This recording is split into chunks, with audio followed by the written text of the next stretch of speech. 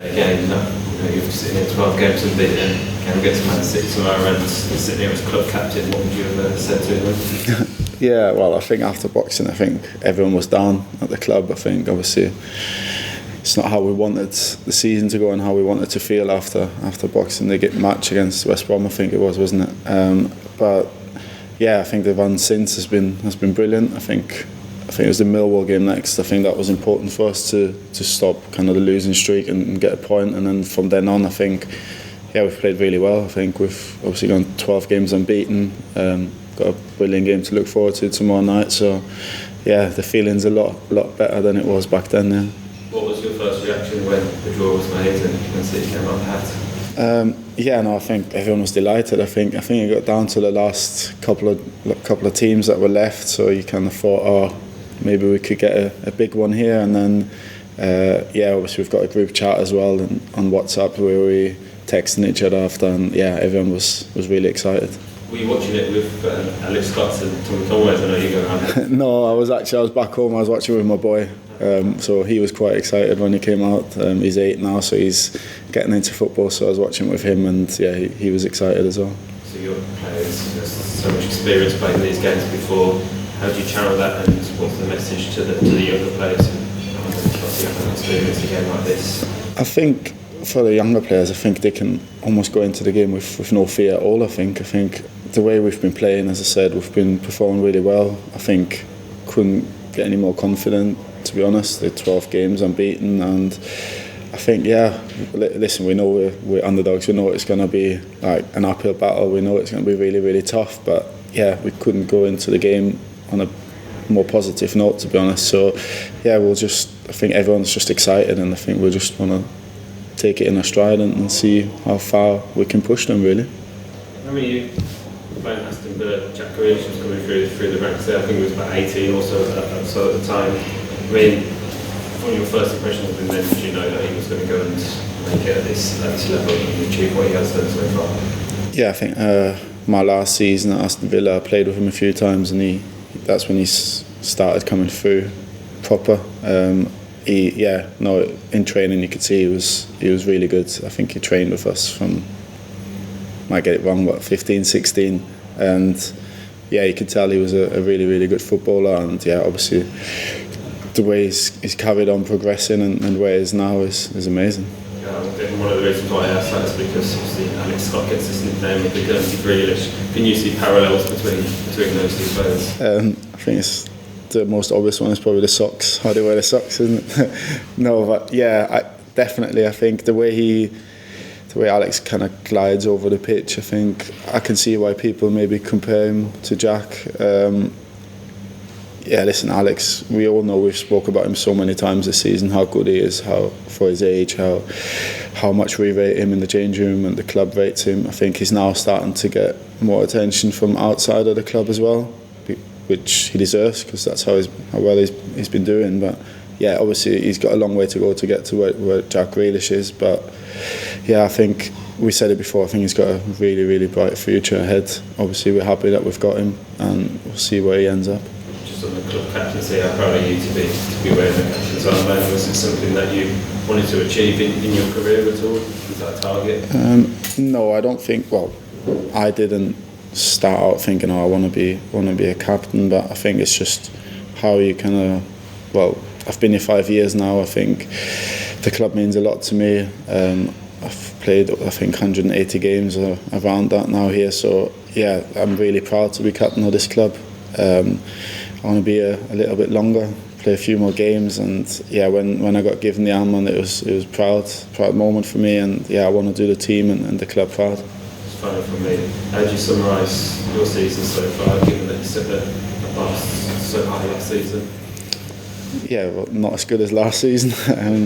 I think I knew it was going to be a tough ask to do what I did last year. I think, obviously personally, I think it's been a bit different as well. I think I started off well, to be honest, but then I think just the way we played, I think, it's changed to last year as well. I think last season we had Christian and Antoine as the two strikers, for example, when I was in the number 10, and they play completely different to Tommy and Naki, so I kind of had to change my game a little bit. which isn't to say that I'm not happy for Tommy and Naki, it's just how I had to play a little bit differently, and I think that's where the goals probably dried up a little bit. And yeah, then obviously I've been injured a little bit, which doesn't help, and personally we're doing really well, so it's hard for me to get back in the side, which is a good side, but for me it's obviously not a good thing. But I know we've not lost in 12 games, so I can't really knock on the manager's door and say why am I not playing. The boys who have playing have done really, really well, so all I can do is support them and be ready for when I get my chance, which I'm sure we'll get again, and yeah, see what happens. You just mentioned your game has changed differently. In what way? Well, I think you seen last season you had Chris who used to come short, and Anton who used to run with the ball or dribble past players. When you had, like at the start of the season, we had Tommy and Naki in front of me when I was playing in 10 who both like to run in behind, which is kind of what I did last season, so probably I had to be the one who sits a little bit deeper. Or Tommy and Naki are both out and out goal scorers, I would say, who are always in the box, whether Chrissy and Antoine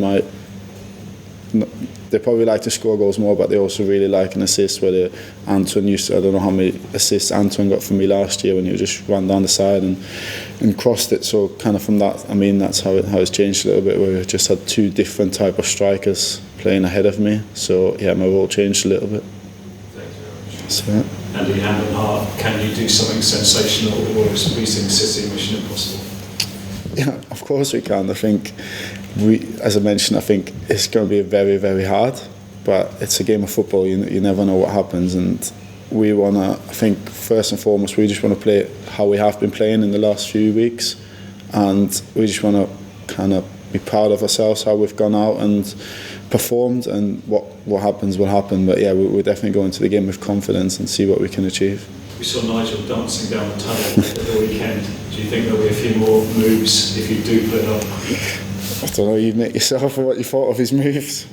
No, yeah, you can see, I think you can just see it even by the manager, how we're feeling at the minute, how the club's feeling. I think there's a really good feel factor around the club at the minute. So yeah, hopefully we can have another one tomorrow. And did you know he was a ballroom dancer who does actually throw a few shapes now and then? I didn't know that, no, but he's not showed us that before. Max O'Leary's got a new deal. How good has he been since coming in October? Very good. I think we always knew we had kind of two number ones. We had obviously Dan Bentley and Max, and yeah, Max had to wait for his chance a long time, to be fair. I think even when I signed 5 years ago, he was in for a few games and he was back out because the then number one came back in, and I think every time he's played, to be honest, he's never let us down. He definitely deserves the chance he got, and he's been brilliant since he's come in. Just finally for me, if there's one City player you want to swap shirts with at the end and frame that shirt, who would it be? Well, I can't frame it because I've asked Jack Grealish already to swap, but that's for my son. So he's asked me. So yeah, I'll try and get that signed for my son and hopefully swap with Jack. Just on the captaincy, Andy, I know it was decided amongst the players who would succeed Dan Bentley. How nice was it to kind of have that recognition from your peers? Yeah, obviously it means a lot. I think, as I mentioned, I'm very proud to be the captain of this club, but also the players want me to be their captain, obviously means even more. I think it shows that they've got belief in me, that I'll try my best for them and look out for them as much as I can, and yeah, anything they need, hopefully I'll do for them. And since you've been appointed captain early February, now you're at a knock, but you haven't been a regular on the side. How has that been mentally, knowing you're captain but having to sit on the bench? Yeah, it's not nice as a player. It doesn't matter if I'm captain or not. I think as a football player, you want to play every match, so no one who is on the bench will tell you they're happy. But that's not to say that I'm not happy for the team winning, because I am. And as I said, I don't expect to come straight back in just because I'm the captain. The boys who have been playing instead of me have done really, really well. So all I can do at the minute is help them on the training pitch, in the changing room, and when I get my chance again, I'll be there and I'll be ready to play again now. A lot of senior figures departed in January, Bentley, Tim Close, Chris Martin. Which players have you seen kind of take on a bit more leadership on recent weeks, if any, since then? I don't think too much has changed, because as the last few weeks before they left, obviously Chrissy, Dan and Tim weren't playing. So I think we also, the ones who were in the squad, like Matty James, obviously myself, Andy King, even the younger ones, we spoke about Alex Scott and Tommy Conway and all the younger ones coming through. I think everyone's together, and I think we're all happy. No one's scared to say things or scared to do things, because I think everyone appreciates everyone's opinion. So yes, I'm the captain, but there's 10 other people in there who'll speak and who do things that we need to do. So yeah, nothing's really changed, to be honest. And on tomorrow night, what's the feeling around the dressing room today? Nerves, excitement? Well, we've just come in now, so we haven't trained yet. But I think it's excitement. I don't think we've got too much to lose. I think we're going into the game very confident. As I said, we want to do ourselves proud, perform as good as we can. So at least after the game, we can say, look, we gave it our all, we gave it our best shot, and football, we'll see what happens. And whether you start tonight or not, or tomorrow night or not, what will your message be to your teammates? Just what I said now. I think just go and enjoy it. I think the atmosphere is going to be amazing. It's a sold out Ashton Gate. I think it's under the lights. Everyone's looking forward to it. So just go and enjoy it and do your best and see what happens at the end of the game. Andy, just quickly picking up on Jack Grealish stuff. For a start, just for background information, what's your son's name? Luca. Luca, can you spell that? Luca. And how old is it? He just turned 8. Right, okay, 8 years old, great. And is he a Man City fan or a Bristol City fan? I hope he's a Bristol City fan. No, he's a Bristol City fan. I think, obviously, I came here when he was 3 years old, so he hasn't really known much else. But yeah, he's starting to get really into football now. So he plays by himself in like a local team now. So he's getting into it, and he's coming to the game tomorrow night. So he's looking forward to it, I think. So is Jack Grealish his favourite player, other than you? Yeah. I think he's not told me, but I don't think he's got a favourite player yet. I think he does all the sticker books and stuff, so he now knows all the football players' names. So when he sees them on the telly, he'll shout out, "Oh, that's Haaland," or "That's De Bruyne," or "That's Grealish." So he knows all the Man City players. He probably knows them more than the Bristol City players, to be honest. But it's good, and I think he's excited for the game as well. Yeah, great. And just finally on Jack Grealish, obviously you must have known he was pretty special when not every 15-year-old gets to play with the first team squad. But did you think he's going to reach the pinnacle of English football? Did you think?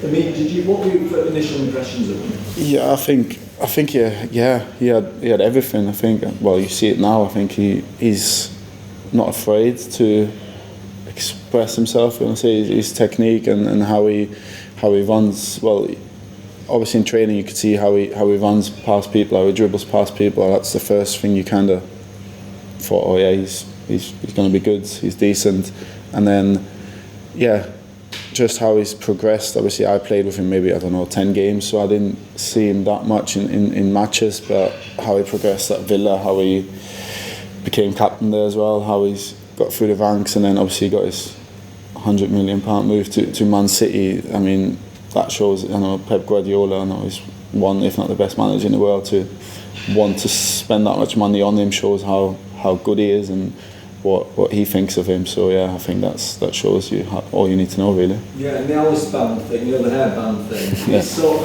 you said he's not afraid to express himself. Yeah. I suppose that's part of the whole package, the hair thing.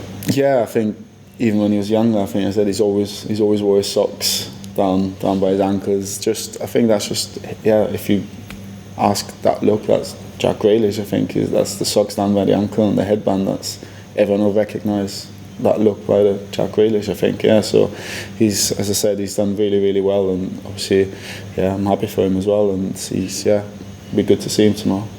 If I can ask a few, Andy. I don't know if you've seen this afternoon, but Pep has said that from Man City's point of view, they're planning to treat this like a cup final, and I think the quote is that a serious team will play for them. I just wonder what your reaction is to those comments. Well, I don't think we needed to hear that anyway. I think even if they made 10 changes from the weekend, I think they'd still have a cup final team. I think their squad is so good. I don't think it doesn't matter who plays. I think they're world-class players, and for us it's just we're excited to play them, because when you play football you want to play against the best. So we want to play their strongest team and match us up against them. And as I said, we're confident, but we know how hard it's going to be for us. I'm not saying we're going to go out there and expect to win the game. We're not. We're going out there to give it our all, see what happens at the end of the game, and see how far we can test them. Then. And people often talk about with these kinds of games, the atmosphere can make a real difference. I wonder if you really do feel that as a player, and if so, what your message would be to the fans ahead of tomorrow night. Yeah, you can definitely feel it. I think it starts from when you walk out, when you see a full house and everyone singing a song when you walk out, and yeah, you can definitely hear the fans. And I don't think I need to say too much. I think the fans are just as excited as us. I know they have been this season, and I know they will be tomorrow night. Brilliant, and they'll sing all game for us, and we'll give it our best for them as well. And just lastly for me, obviously Bristol City had that amazing Carabao Cup run a few years ago, which eventually ended facing Manchester City. I wonder, has there been much talk in the group or the club generally about that previous run, and whether there's any desire for revenge or anything like that this time around? No, not really. I mean, I think it was the year before I signed, so off the top of my head, I don't think there's anyone here who played in that game. I know Zach and Max came through the youth team, so they might have been here. I don't know if they played in the games. So yeah, it's a completely different squad. So we've all seen the clips and we've seen the videos from 6 years ago. But yeah, no, I don't think there's been anything spoke about those games, to be honest. Thank you. Cheers.